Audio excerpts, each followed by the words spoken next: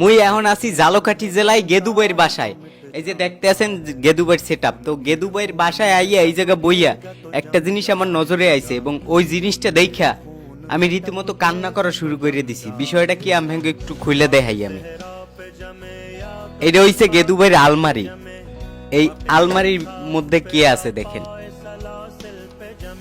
শরীফ ওসমান হাদি ভাইয়ের একটা লিফলেট এই আলমারিতে সুন্দর করে যত্ন করে রাখে দিছে। আমার দেখা ভাই আমি ইমোশনাল হয়ে গেছি যে এই লিফলেট বিভিন্ন প্রার্থীরা আমাকে হাতে দেয়, আমরা ধৈর্য সিরিয়া ফালাই দিই, অথচ সামান্য একটা লিফলেট যেটা 8 আনা খরচা কইরা বানায় সেই লিফলেটটা সে যত্ন কইরা সুখে যে রাইখে দিছে। একটা মানুষের জীবনে কি চাওয়ার আছে?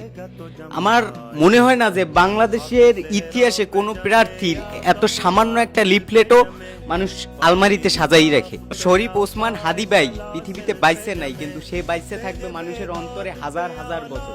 এটার প্রমাণ এই লিফলেট। আপনারা দেখেন সামান্য একটা লিফলেট, এই কাগজটাকে সে যত্ন করে আলমারিতে সাজাই রাখছে।